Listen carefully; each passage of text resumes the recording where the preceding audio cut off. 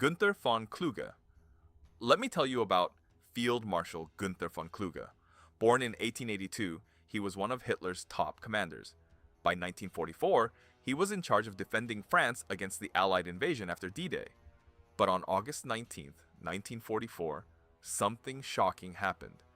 Von Kluge was driving back to Germany when he suddenly bit down on a cyanide capsule and ended his own life. So what happened? Well, the Allies had crushed his forces in Normandy. Hitler had just ordered him to return to Berlin. And here's the thing. Hitler suspected von Kluge knew about the plot to assassinate him just a month earlier. Now, historians debate this. Did von Kluge kill himself because he was terrified of facing Hitler's punishment? Or was it the shame of losing such a massive battle? He even left a suicide note praising Hitler. But was that real loyalty? Or was he trying to protect his family from Nazi revenge? This powerful field marshal commanded hundreds of thousands of soldiers. But in the end, he couldn't face what was waiting for him in Berlin. What do you think drove him to this? Fear or shame? Let me know in the comments. Henning von Tresckow. This is the story of Major General Henning von Tresckow. Born into Prussian military nobility in 1901, he served as a high-ranking officer on the brutal Eastern Front against the Soviet Union. But Tresckow had a secret. He hated the Nazis. He witnessed their war crimes firsthand and became the mastermind behind several plots to kill Hitler. On July 20th, 1944, the famous assassination attempt failed. The bomb didn't kill Hitler. And Tresckow knew what was coming next. The very next day, July 21st, Tresckow walked calmly to the front lines. Then he pulled out a hand grenade and detonated it against his own head. Now here's what's interesting. He knew the Gestapo secret police would arrest him within hours, but why choose to die on the battlefield? Some historians say he wanted to die as a soldier with honor, not hanging from a rope as a traitor. Others believe he staged it to look like combat death so the Nazis wouldn't punish his innocent family. His final words were powerful. A man's worth is proven when he's willing to sacrifice his life for his beliefs. Was this about protecting his family, or was it about dying with dignity? What's your opinion? Comment below. Eduard Wagner. Now let's talk about General Eduard Wagner. Born in Bavaria in 1894, Wagner wasn't a battlefield commander. His job was even more important and darker. He was the quartermaster general, meaning he controlled all supplies for the German military. Every tank, every bullet, every gallon of fuel went through him. But it gets worse. He also organized the logistics for the Holocaust death squads operating in Eastern Europe.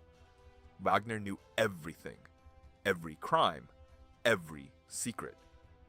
In July 1944, he joined the plot to kill Hitler. He even supplied the British explosives for the bomb. But the plot failed. 3 days later, on July 23rd, Wagner shot himself at his headquarters. Now here's the big question that historians still argue about. Why did he really do it? Was it simply because the Gestapo was coming to arrest him and he knew torture was next? That's one theory, but others say it was guilt. His personal diaries show he was struggling with the horrible things he'd helped organize, the mass murder supply chains he'd built with his own hands. So what do you think? Was he running from punishment or running from his own conscience? Drop your theory in the comments. Friedrich Dollmann. Let me tell you about Colonel General Friedrich Dollmann. Born in 1882 in Bavaria, he was a traditional old-school officer who commanded the 7th Army defending the coast of France. Then came June 6, 1944. D-Day.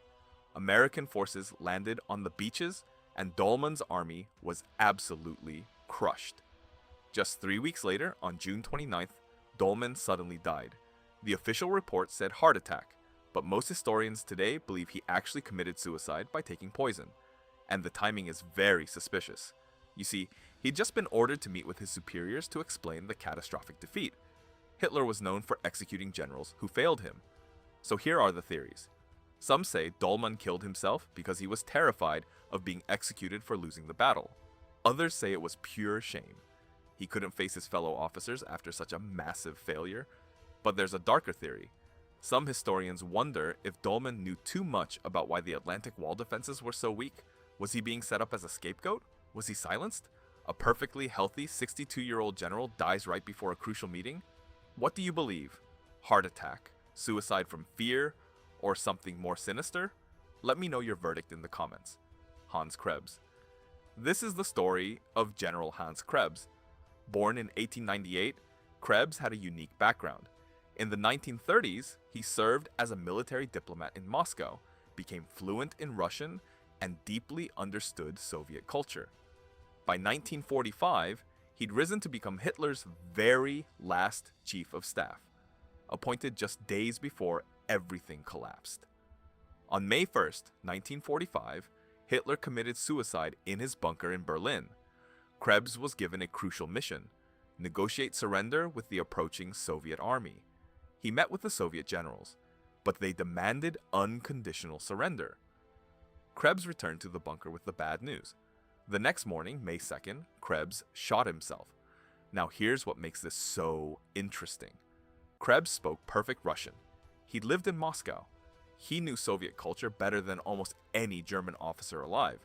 This means he knew exactly what would happen if the Soviets captured him. Show trials, brutal interrogation, public execution. So the question is, did he kill himself purely to avoid that terrible fate? Or was it something deeper? Extreme loyalty to Hitler, refusing to live even one day longer than his Führer? Or maybe guilt? He'd been involved in brutal operations on the Eastern Front. The man who understood his enemy better than anyone still chose death over facing them. What do you think his real reason was? Comment below. Wilhelm Burgdorf. Let me tell you about General Wilhelm Burgdorf. Born in 1895, Burgdorf was a hardcore, absolutely loyal Nazi. He ran the Army Personnel Office, which meant he controlled who got promoted and who got punished. In October 1944, he was given a dark assignment. He personally drove to Field Marshal Rommel's house and delivered Hitler's ultimatum: commit suicide quietly and your family lives, or face a public trial and they suffer. Rommel took the poison. Burgdorf watched him die. Burgdorf also helped arrest the officers who tried to kill Hitler in the July 20th plot. He personally beat some of them during interrogations. Fast forward to May 2nd, 1945. Burgdorf was trapped in Hitler's bunker as Soviet troops closed in on Berlin. That morning, he shot himself. Now, here's the irony that historians love to point out. The man who forced Rommel to commit suicide chose the exact same fate just 8 months later. So why did he do it? There are different theories. Was it pure Nazi fanaticism? Refusing to live in a world without Hitler and the Third Reich? Or was it fear? He'd overseen brutal war crimes on the Eastern Front. He knew the Soviets would show him no mercy. Or maybe, just maybe, he realized he deserved the same fate he'd given to others. The man who delivered death sentences ended up giving one to himself. What's your take? Ideology, fear, or justice? Drop your opinion in the comments.